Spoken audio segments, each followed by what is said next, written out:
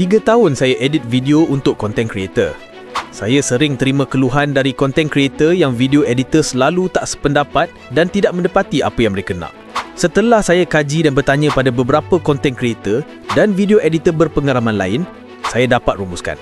Masalahnya bukan pada editor semata-mata.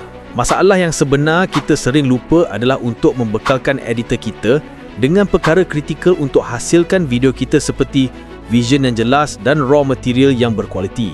Kekurangan ini boleh buat video anda kurang menyampaikan mesej yang sebenar, buang masa anda dan memakan wang anda. Hari ini, kita akan bongkar 6 soalan kritikal yang anda wajib jawab sebelum menekan butang send kepada editor anda.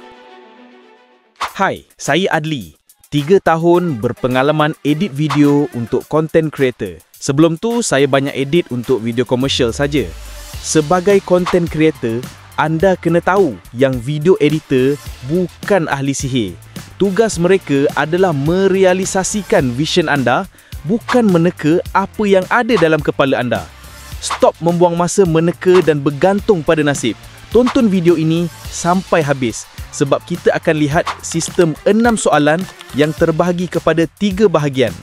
Pertama, kita akan tetapkan vision dan core message yang tidak boleh disalah tafsir oleh editor. Kedua, anda akan kuasai strategi dan audience retention dengan mengenal pasti hero shot dan hook anda.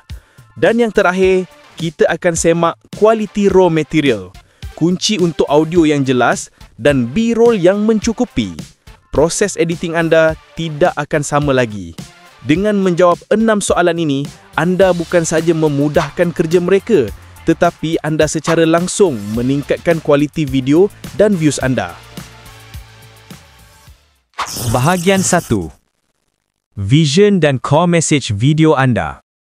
Ini adalah nyawa video anda. Editor tak boleh mula dengan baik tanpa memahami 2 perkara utama dalam bahagian ini.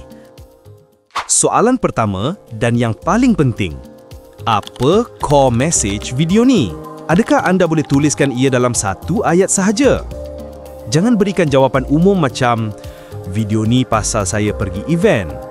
Itu adalah tema, bukan message. Editor perlukan takeaway jelas. Message yang jelas contohnya, video ni bertujuan nak beritahu audience bagaimana saya dapatkan pelanggan dengan menghadiri event terbuka. Apabila message teras jelas, CTA anda pun akan jadi lebih fokus dan kuat. Soalan kedua, apa mood yang anda nak audience rasa? Ramai content creator lupa tentang mood. Adakah video ini serius, fun, misterius, fast-paced atau tenang? Mood adalah panduan utama editor untuk memilih tempo, muzik dan gaya visual seperti color grading. Bayangkan anda mahu mood inspirasi dan tenang. Editor tahu mereka perlu guna muzik epic tetapi perlahan dan warna yang warm. Anda kena nyatakan mood ini dari awal. Sekarang, anda dah tahu cara memberikan mood yang betul kepada editor. Jadi, untuk memastikan emosi itu kekal dan penonton tidak scroll pergi, kami akan kongsikan teknik hooking terbaik dalam soalan seterusnya. Untuk pastikan anda tidak terlepas panduan strategik seperti ini, saya sarankan anda tekan butang subscribe di bawah dan tekan loceng sekarang. Jom kita teruskan dengan nyawa retention anda. Bahagian 2. Strategi dan audience retention. 2 soalan dalam bahagian ini menentukan sejauh mana video anda akan menahan mata penonton daripada scroll dan buat mereka stay sampai habis. Soalan 3. Adakah hook anda cukup kuat untuk hentikan audiens dari scroll? Adakah hook anda mencetuskan rasa ingin tahu, memberi manfaat jelas atau anda boleh buat kenyataan yang berani? Anda perlu jelaskan kepada editor di mana tempat yang menjadikan hook di video anda. Contohnya, tolong potong dan zoom pada bahagian ini, di ayat ini, selepas ayat ini, sampai ini. Ini merupakan hook saya.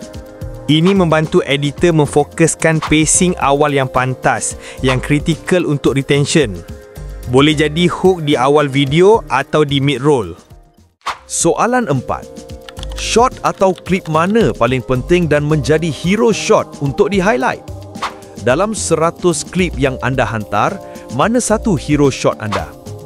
Hero shot adalah momen puncak atau bukti utama dalam video anda. Apabila editor tahu ini, mereka boleh membina flow naratif di sekeliling hero shot untuk menjadikan storytelling anda lebih kuat. Pastikan anda sertakan timecode kepada editor. Contohnya, hero shot saya ada di klip nombor 20 pada minit ke-4.30 saat hingga 4.45 saat. Anda dah ada hook yang padu. Anda dah ada hero shot yang mantap. Tapi ada dua benda yang boleh buat editor anda terus hantar invoice yang lebih mahal. Itu bukan tentang vision anda. Itu bukan tentang cerita anda.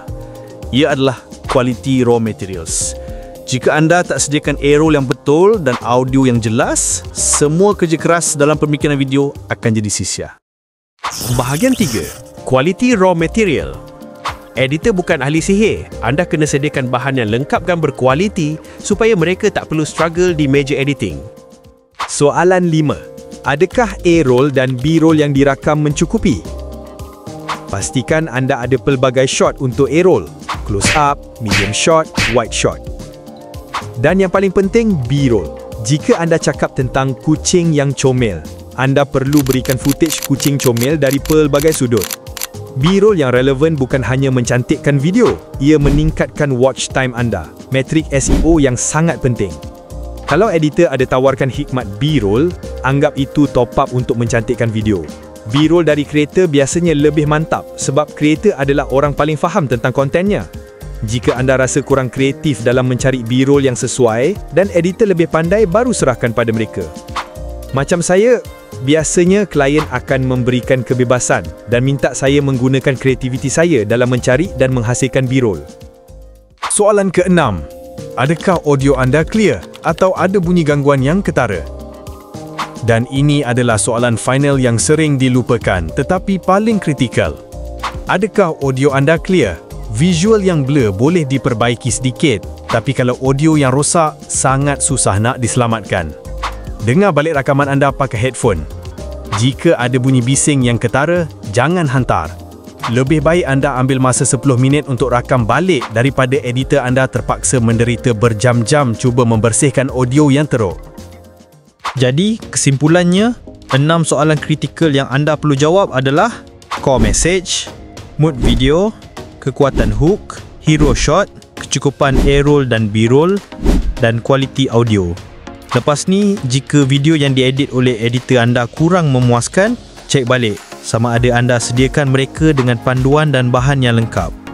Dengan menjawab semua soalan ini, proses editing akan jadi lancar, cepat dan hasilnya akan mencapai vision yang anda inginkan. Tetapi, mari kita hadapi realitinya. Jika anda seorang content creator, anda sering terburu-buru menghasilkan konten.